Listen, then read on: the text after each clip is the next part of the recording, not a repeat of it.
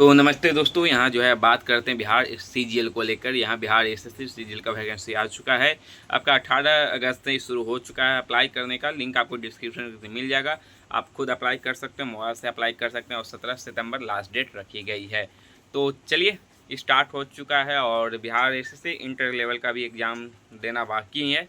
तो इसके साथ आप सीजीएल की तैयारी में भी लग जाइए, क्योंकि सिलेबस सबका एक है, दोनों का सिलेबस एक है।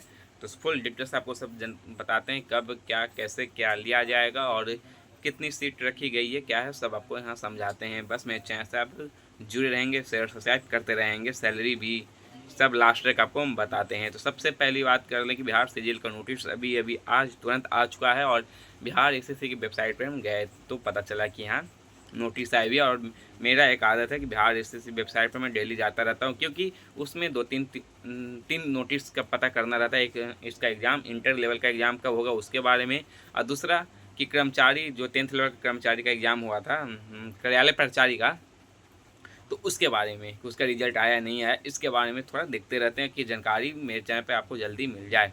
तो जैसे ही आज वेबसाइट पे गए बिहार एसएससी को लेकर, तो यहाँ नोटिस आया कि बिहार सीजीएल का जो है नोटिस आ चुका है फुल डिटेल से। तो आप चलिए समझाते हैं। तो जैसे कि आपको हम बता दिए कि 18 अगस्त से शुरू हो चुका है, 17 सितंबर लास्ट डेट रहने वाली है और एग्ज़ाम डेट का कोई नोटिस नहीं दिया है। तो नोटिस में हिसाब से आपका जब इंटर लेवल का होगा उसी के बाद इसका नोटिस कुछ होगा, ताकि इंटर लेवल के लेगा तभी आपका सीजीएल का होगा।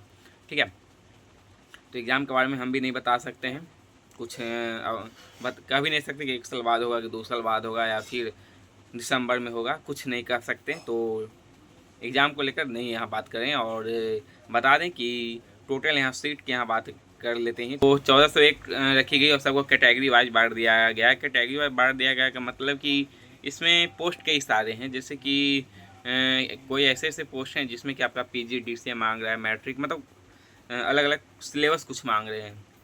ठीक है, मतलब तो क्वालिफिकेशन ग्रेजुएशन है। ठीक है, जैसे आप सहायक प्रशाखा पदाधिकारी के लिए अप्लाई करोगे तो यहाँ जो है ग्रेजुएशन मांग रहा है और किसी भी स्ट्रीम से अप्लाई से कर सकते हैं, आर्ट्स वाले, साइंस वाले, कॉमर्स वाले भी। लेकिन यहाँ एक डाटा एंट्री ऑपरेटर की भी आई हुई है, लेकिन डाटा एंट्री ऑपरेटर में पीजीडीसीए बीसीए जो किए हुए हैं वही इसे अप्लाई करेंगे। बीटेक किए, बीएससी आईटी से, मतलब कंप्यूटर सेक्टर से जो है इसे अप्लाई करेंगे। और एक यहाँ आपका कनीय सांख्यिकी सहायक की आई हुई है, जिसमें कि आपका गणित यदि आप ग्रेजुएशन से किए हैं तो आप इसे अप्लाई करोगे। एक आपका यहाँ पोस्ट है आपका अंकेरक्षक।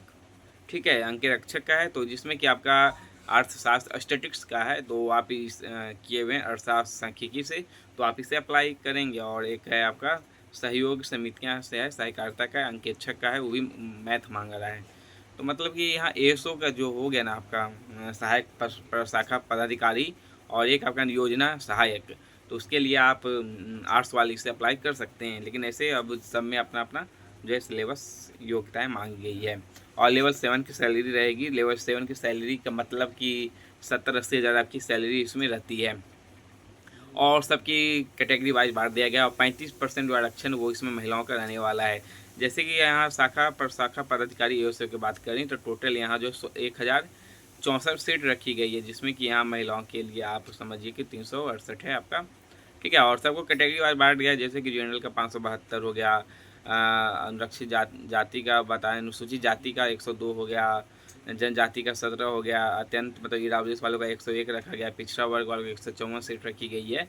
और ऐसे ही कैटेगरी वाइज सबका बांट के टोटल 1401 हो चुका है। और पीडीएफ आपको टेलीग्राम पर मिल जाएगा। अप्लाई आप कर लेंगे। 37 साल इसका एज रखा गया है। 21 वर्ष से लेकर 37 साल आपकी एज होनी चाहिए, तभी से आप अप्लाई कर सकते हैं। लेकिन जो रिलैक्सेशन मिलता है SC का 5 साल का, OBC का 3 साल का, वो इसमें आपका जो है रहने वाला है। यहाँ अब यहाँ फी 540 आपका है, ये इसमें बताने की ज़रूरत नहीं है। SSC बिहार SSC यही लेता है। जनरल वाले, EWS वाले, OBC वाले के लिए 540 है। लेकिन ऐसे SC ST महिलाओं के लिए जो है वो 135 फी रखी गई है। ठीक है, और एग्ज़ाम सेंटर की बताना नहीं, बिहार में आपका एग्ज़ाम सेंटर होगा और कहाँ कहाँ होगा ये तो नहीं इसमें दिया हुआ है। हर ज़िले में, हर डिस्ट्रिक्ट में आपका एग्ज़ाम सेंटर होगा। अब यहाँ बात अब चलिए कर लेते हैं। अब कुछ नहीं, अब सब कुछ आपको बता दिए, तो अब बात करना है एग्ज़ाम पैटर्न को लेकर। जैसे कि आपको बता देंगे बिहार SSC इंटर लेवल की जो तैयारी कर रहे हो, बस एग्ज़ाम पैटर्न आपका उसका यही रहने वाला है। एग्ज़ाम पैटर्न में आपका क्या क्या मांग रहा है, तो आपको इसमें 3 एग्ज़ाम होंगे, 3 स्टेज से गुजरना है। एक आपका रिटेन होगा फर्स्ट एग्ज़ाम, और सेकंड एग्ज़ाम होगा, और तीसरा डॉक्यूमेंट वेरिफिकेशन होता है। तो फर्स्ट में आपका हो जाएगा जो है 50-50 मतलब 150 क्वेश्चन आपके इसमें रहते हैं, जिसमें कि 50 जीके जीएस रहेंगे और करेंट अफेयर सब मिला के रहेंगे। जीएस नहीं रहेगा, जीके रहेगा, करेंट अफेयर सब मिला के रहेगा आपका, स्टैटिक्स रहेगा, सब इसी में जोड़ लेना है। और 50 आपके मैथ और साइंस मिलाकर 50-50 25-25-50 रहेंगे क्वेश्चन, और 50 आपके रीजनिंग रहने वाले हैं। इसे जीके जीएस बोलें तो 75 क्वेश्चन आपके रहने वाले हैं। तो जीके पे थोड़ा कमांड ज़्यादा कीजिए और लगे रहिए, और मैथ और रीजनिंग में भी, और जो इंटर लेवल की तैयारी में प्रैक्टिस कर रहे हैं तो करते रहिए, और समझिए कि उसी का तैयारी आप कर रहे हैं, ज़्यादा कुछ है नहीं। अब यहाँ क्या किया जाए कि यहाँ अब इसके बाद आपका फिर एक सेकेंड एग्ज़ाम होगा मेंस। तो मेंस में बोल रहा है कि 2 पार्ट में इसको बांटा गया। एक पहला एग्ज़ाम होगा तो वो हिंदी का रहेगा, ठीक है, 100 मार्क्स का रहेगा, लेकिन वो पासिंग मार्क्स रहता है, वो पास हो जाएगा, उसमें कोई प्रॉब्लम नहीं है। जो सेकेंड एग्ज़ाम आपका होगा, सिलेबस आपका रिटेन 1 वाला ही रहेगा। जो रिटेन का फर्स्ट का रहेगा पीटी का, वही आपका पूरा सिलेबस रहेगा। 50-50-50 क्वेश्चन रहेंगे, 150 मार्क्स के आपके रहने, 150 क्वेश्चन आपके रहने वाले हैं, सब वही रहेंगे। तो यहाँ पैटर्न आपका वही है, कुछ है नहीं खास। तो तैयारी में लगिए, और 50 रीजनिंग, मैथ 25 है, साइंस 25 है, जीके जीएस में जीके मिलाकर आपको कर लें, करेंट मिलाकर आपका 50 हो जाएगा। तो बिहार के लिए आप पढ़ लीजिएगा। तब इसमें दिया हुआ है पीडीएफ में सारा कुछ क्या पढ़ना है, तो इसके अनुसार तो पढ़ना नहीं है आपको, आप पढ़ ही रहे होंगे। जो लूसेंट कंप्लीट करना हो लूसेंट कंप्लीट कीजिए, जितना रटना है रटिए, लूसेंट ही रटिए, ज़्यादा नहीं। अभी बिहार में देखें कि आप वर्ल्ड हिस्ट्री भी थोड़ा पढ़ लीजिएगा, वर्ल्ड हिस्ट्री से भी कुछ ना कुछ पूछ देता है। तो सारी जानकारी आपको दे दिए हैं, और आपको इसमें बताने की ज़रूरत नहीं है, और लगे रहिए, प्रैक्टिस करते रहें। और जैसे कि इसमें एक नोटिस में भी दिया हुआ है कि बुक लेने के लिए, कि एनसीईआरटी को एक बुक आप ले जा सकते हैं, तो बेकार है बुक ले जाना, हमको ये सब नहीं बता रहे हैं कि बुक लेना बेकार है, टाइम जाएगा, कुछ होता नहीं है एक बुक से।